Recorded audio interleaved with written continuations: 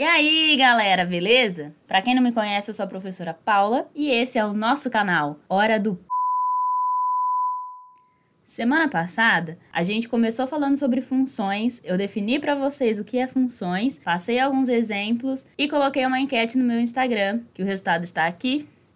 Como vocês mesmos decidiram, vamos continuar com funções. Então hoje a gente vai falar sobre função afim. Como vocês optaram por a gente continuar falando sobre funções, então cada semana eu vou trazer um pouquinho mais sobre funções. E aí depois a gente começa outro assunto. Então vamos lá, vamos começar vendo função afim. A função afim, pessoal, vai ser uma função definida saindo dos reais e chegando nos reais. Ela vai ser definida dessa maneira. Então, olha, a função afim, ela é uma função que o meu domínio é os reais, o meu contradomínio também é os reais. Ela é definida por f de x igual a ax mais b. Mas quem é A, quem que é B? Eu tô estudando matemática e só tem letra nisso daí, cadê os números? É exatamente isso. O A e o B pode ser substituído por qualquer número real. Aqui eu tenho a definição da minha função afim. Então, qualquer número real que eu colocar no lugar do A e do B vai ser uma função afim. Lembra dos números reais? Números reais podem ser números inteiros, números com vírgula, negativos, positivos, raízes não exatas. O π é um número real. Então, que número que eu posso colocar no lugar do A e do B? Qualquer um desses números. 1, 2, 3, menos 1, menos 2, menos 3, 1,3, 2,5, 4,55555 infinitamente.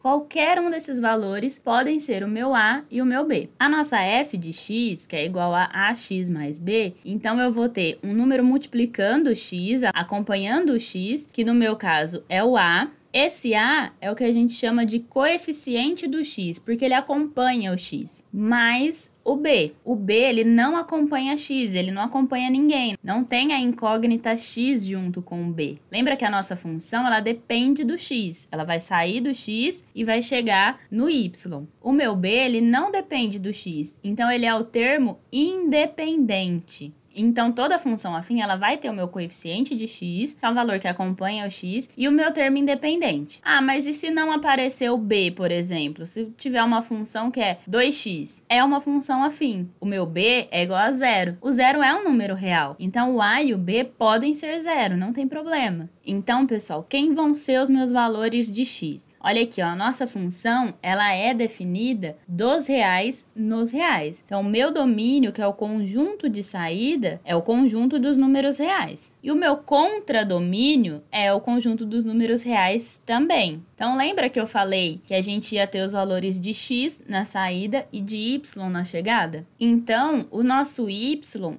é a mesma coisa da minha f aplicada no valor x. Ah, mas quando que eu vou usar f de x e quando que eu vou usar y? É a mesma coisa, então posso usar qualquer um? Pode. Eu vou mostrar para vocês a única diferença que vai ter dos dois. Vamos pegar um exemplo de função afim que vocês vão entender melhor. Bom, então, por exemplo, eu tenho uma função f, que é definida dos reais nos reais, e essa função ela é dada por f de x igual a 2x mais 3. Beleza, vamos supor que o meu exercício me dê o valor de x e queira que eu calcule o valor de y, ou a f de x. Então, se o meu exercício me der, por exemplo, que x é igual a 4, e ele quer saber o valor de y, eu posso escrever da seguinte maneira. Eu posso colocar f de 4 é igual a 2 vezes 4 mais 3. Quando eu uso essa nomenclatura, f de alguma coisa, fica mais fácil de eu enxergar quem que é o meu x. E aí eu posso fazer essa conta. Então, a f de 4 vai ser 8 mais 3, ou seja, a f de 4 é igual a 11. Ah, mas eu quero escrever y, eu quero colocar o y no lugar da f de x. Tudo bem, não tem problema. Só que aí ficaria y igual a 2 vezes 4 mais 3. E aí eu não consigo enxergar com tanta clareza quem que é o meu x, né? Mas tudo bem, pode escrever assim. Consegue enxergar a diferença? Ó, quando eu falo f de 4 é igual a 11, eu sei que se o meu x vale 4, o meu y vale 11. Agora, se eu coloco y igual a 11, eu sei que o y é igual a 11 para algum x, mas eu não sei quem que é esse x. Tá errado escrever assim? Não, super certo. Agora eu vou usar o mesmo exemplo para mostrar para vocês que às vezes é melhor a gente usar o y em vez de f de x. Se o meu exercício, por exemplo, me falar qual é o valor de y. Então, por exemplo, meu exercício está lá, y igual a 13, calcule o valor de x. Nesse caso, eu não sei quem é o x. Então, é mais fácil eu usar a nomenclatura do y em vez de f de x. Então, ó, coloquei a minha função, só que no lugar da f de x eu coloquei o y. Posso colocar f de x? Pode, não tem problema. Só que aí, na hora que você vai substituir, lembra que o y e a f de x é a mesma coisa. Como o y é igual a 13, eu vou substituir. Tá vendo? A minha função é y igual a 2x mais 3. Então, no lugar do y, eu vou colocar o 13. Certo? Então, fica 13 é igual a 2x mais 3. Vamos combinar uma coisa aqui? Sempre que a gente tiver uma equação, para a gente fazer de um jeito mais fácil de compreender o que está acontecendo, a gente vai fazer o seguinte. A minha equação aqui é 13 igual a 2x mais 3. Uma equação, ela tem dois lados. Um lado igual o outro lado. Como se fosse uma balança. Essa balança está em equilíbrio. Então, se eu tiro uma coisa de um lado, eu tenho que tirar do outro também, para ela ficar equilibrada. Se eu somo uma coisa de um lado, eu tenho que somar do outro também. Se eu multiplico uma coisa do lado, eu tenho que multiplicar... Enfim, tudo que eu faço de um lado, eu tenho que fazer do outro. Lembra que o lado é separado pelo igual. O igual é o que está no meio. Então, de um lado eu tenho um número, do outro lado eu tenho outro. Então, vamos olhar aqui. O meu x, ele está no segundo lado. Meu x, ele está aqui. Eu preciso deixar ele sozinho desse lado. Então, o que eu vou fazer? Eu vou tirar tudo que não tem x, vai ter que sumir daí de alguma maneira. Primeiro, esse 2x, ele tá somando 3, não tá? Eu quero tirar esse 3 daí. Se eu tenho mais 3, para cancelar ele, eu vou subtrair 3. Então, eu vou tirar 3 desse lado. Pera, é uma balança. Se eu tirar 3 de um lado, vai desequilibrar. Preciso equilibrar de volta. Então, vou tirar 3 do outro lado também. Olha só, minha balança continua equilibrada. Tirei 3 dos dois lados. Vou resolver os dois lados e ver o que acontece. 13 menos 3 é 10. O 2x eu não consigo somar com quem não tem x, tá? Quem tem x eu só consigo somar com quem tem x. Pensa no x como se fosse uma cadeira, por exemplo. Eu consigo somar duas cadeiras com duas mesas? Não consigo, tá? Então, eu só consigo somar cadeira com cadeira, mesa com mesa. Então, eu só vou conseguir somar quando minha letrinha for igual. Mais 3 menos 3, vou cancelar. Eu tenho 3, tô devendo 3, vou pagar, acabou minha dívida. Então, eu posso cortar esses dois. Sobra só o 2x. Tá, beleza. Eu tenho o valor de 2x. Eu sei que 2x é igual a 10. Para eu tirar esse 2 daí, eu só quero o valor de x. Eu não quero o 2x. Eu quero 1x só. O que eu vou fazer? O 2, ele tá multiplicando o x, não tá? Para eu cancelar esse 2, eu vou dividir por 2. Opa, é uma balança. Tudo que eu faço de um lado, eu tenho que fazer do outro para equilibrar. Então, do outro lado, eu também vou dividir por 2. Então, 10 dividido por 2, 5. E 2x dividido por 2, eu estou multiplicando por 2 e dividindo por 2 ao mesmo tempo. Então, eu posso cortar esse 2. Então, eu tenho que 5 é igual a x, ou seja, x igual a 5, é a mesma coisa. Então, o que eu concluí nesse segundo exemplo? Que a minha f de 5 é igual a 13. Quando o meu x é igual a 5, o meu y é igual a 13. Essa nomenclatura, ela é ótima, porque a gente já consegue saber quem é o x e quem é o y. Ó, quando o x for igual a 5, o y vai ser igual a 13. Quando o x for igual a 4, o y vai ser igual a 11. Vamos ver agora como que eu vou determinar a minha função. Vou descobrir quanto que vale essa função, sabendo dois valores dessa função. Bom, então a gente sabe que a f de x é igual a ax mais b. Então, vamos supor que eu tenho um enunciado dizendo que essa minha f é uma função afim e eu preciso saber quem que é essa função afim.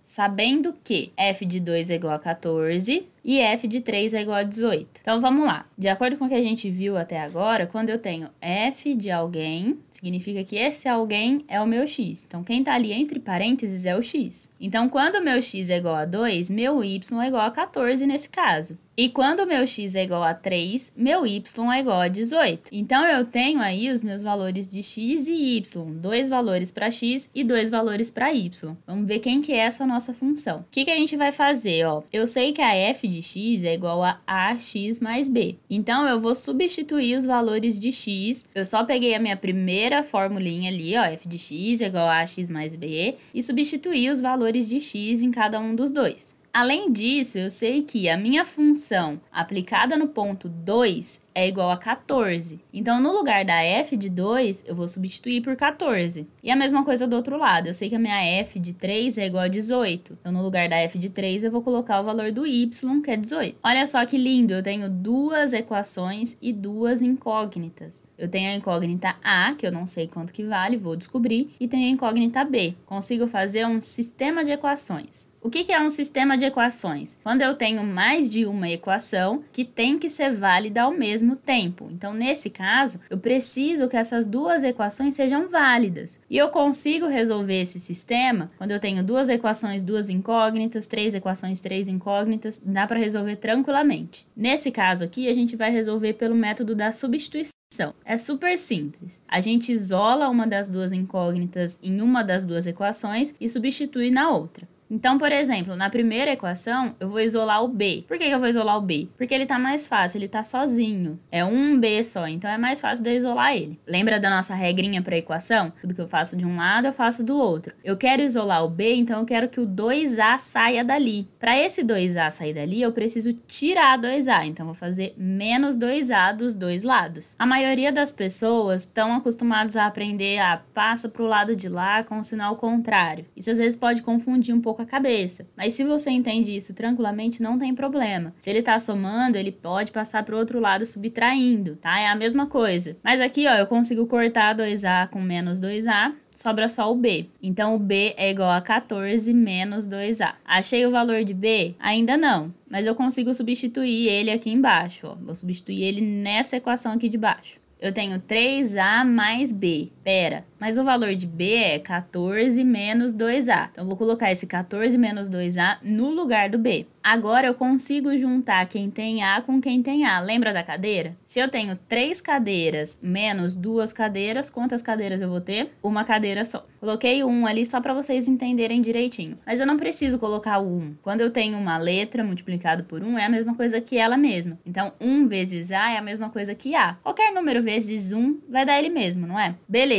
Quero achar o valor de a. Então, esse 14 aqui, ó, ele tá me atrapalhando. Preciso que ele suma daí. Ele tá somando. Para eu fazer ele sumir daí, eu vou subtrair. Pera, é uma equação, é uma balança. Tudo que eu faço de um lado, eu tenho que fazer do outro. Então, se eu subtrair 14 de um lado, eu tenho que subtrair 14 do outro também. A mais 14 menos 14. Consigo cancelar esses dois. Então, de um lado, o a vai ficar sozinho. Ótimo, era isso que eu queria. E do outro, 18 menos 14 dá 4. Beleza, achei meu coeficiente de x, o meu a. O a é igual a 4. Falta eu achar meu termo independente, que é o b. Quanto que vale o b? O b é igual a 14 menos 2a, lembra? Agora eu já sei o valor de a, eu sei que o a vale 4. Então eu vou substituir, no lugar do a vou colocar o valor 4. Lembra da ordem de operação? Eu vou fazer primeiro a multiplicação. Menos 2 vezes 4, dá menos 8. Então eu vou fazer 14 menos 8. Então, o meu b é igual a 6. Sabendo, então, meu valor de a e o valor de b, eu sei quem que é a minha função, não sei? A minha f de x generalizada não é ax mais b? Eu sei que o a é igual a 4 e que o b é igual a 6. Então, a minha f de x é igual a 4x mais 6. Pro vídeo de hoje é isso. Eu vou trazer para vocês mais um vídeo só com exercício. A gente resolve alguns exercícios usando essas definições. Não esquece, se inscreve aqui, deixa o like, comentário, essas baboseiraiadas todas. A gente se encontra por aí. Beijo! Voltei rapidinho, tô até sem o microfone, mas pra falar duas coisas pra vocês. Primeiro, eu quero pedir desculpa, porque não vai dar pra eu colocar o vídeo dos exercícios hoje. Eu tô aqui terminando de editar o vídeo, esse vídeo que vocês acabaram de ver, tô terminando de editar agora, então não vai dar pra eu colocar. Segunda coisa, não vou colocar o vídeo, vou deixar ele para semana que vem, dos exercícios, mas eu vou trazer aqui para vocês uma dica de um site muito bom de questões de vestibular, de Enem e de concursos. Esse site chama Que Concursos. Eu vou colocar aqui na descrição do vídeo também. Nesse site, vocês conseguem filtrar as questões. Então, por exemplo, eu quero os exercícios de matemática de potenciação. Então, eu vou lá, coloco matemática, potenciação, filtro, aperto em filtrar. Vai me aparecer todas as questões de vestibulares e Enem e concursos que sejam de potenciação. E aí dá pra você separar. Ah, eu quero todos os exercícios do vestibular da UEL. Tem como colocar lá. Eu quero todos os exercícios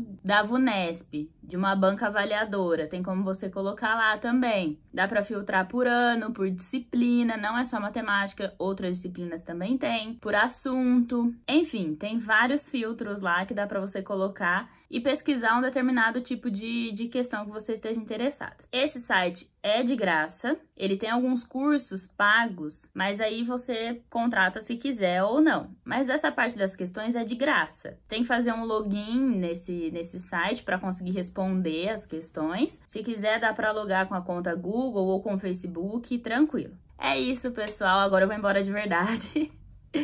Tchau, até semana que vem.